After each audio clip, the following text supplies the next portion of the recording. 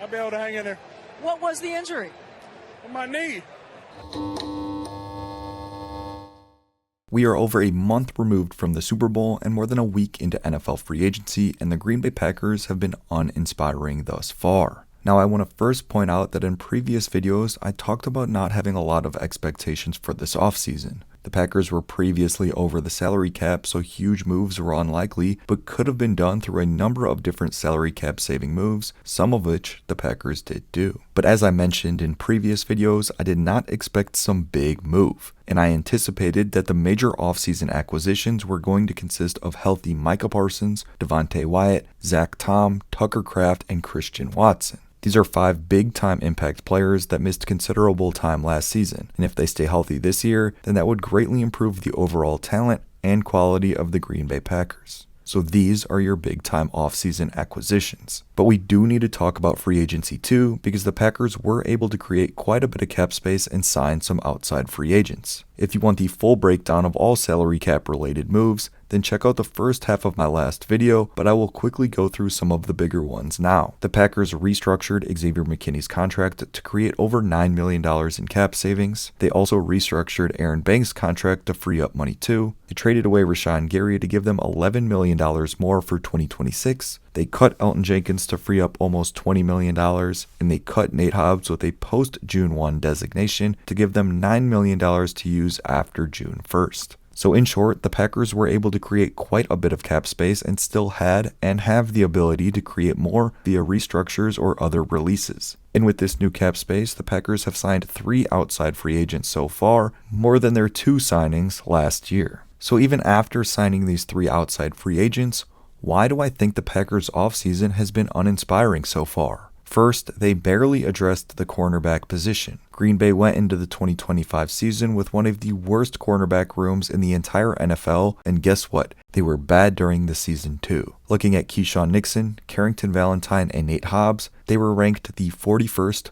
44th, and 60th best cornerbacks according to PFF. These 3 players combined for 1 interception in the regular season. And over a week into NFL free agency, the Packers have added 1 cornerback in Benjamin St-Juste. Now, he did grade well according to PFF, finishing as the 12th best corner overall and 9th best in coverage. However, he only played about 350 defensive snaps, under 39% of the Chargers' total defensive snaps.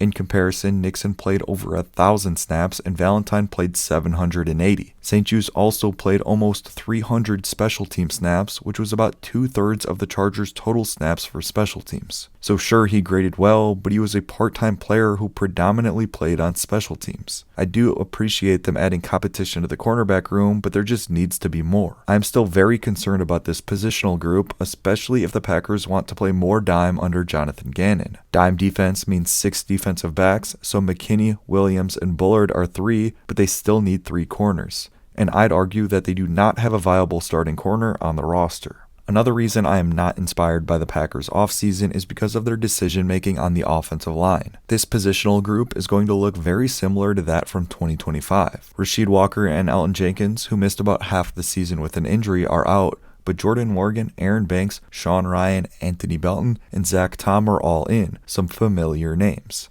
Outside of Tom, these guys just aren't particularly great though. The Packers averaged 4.1 yards per carry in 2025, tied for the 7th lowest in the NFL, and sitting here in March, I just don't see how this changes much for 2026. I also found 2 sources ranking 2025 offensive lines. One source had the Packers as the 26th best pass blocking unit and the 23rd best run blocking unit. Another source had them as the 19th best overall unit. Not great. And they're, for the most part, running it back next year. Just uninspiring. The third reason for my concern with the Packers offseason is that they have yet to address the edge position opposite Micah Parsons. Rashawn Gary is rightfully off the team now, but I think they need a proven pass rusher to be Micah Parsons' tag team partner. Micah gets double and triple teamed just about every play, so having another viable option can really improve this team's pass rush. Instead, they have done nothing for the position. They let Kingsley Enagbare walk to sign a 1-year, $10 million deal with the New York Jets. Now, he wasn't a full-time player for the Packers, but I probably would have done this deal as he was solid in the run and the pass game. Instead, they are choosing to rely on Lucas Van Ness, who has not once had consistent production over his 3-year career, and second-year players Barron Sorrell and Colin Oliver. And the final reason I think this has been an uninspiring offseason so far is that the Green Bay Packers have yet to acquire a run-stuffing defensive lineman. The Packers were an inconsistent run-stopping unit last season.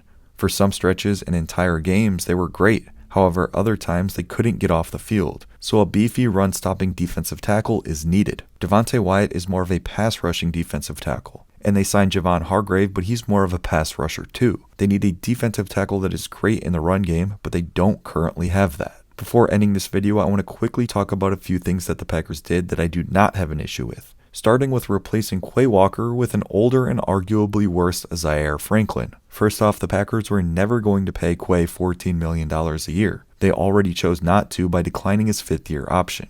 Second, Zaire isn't even the Quay replacement.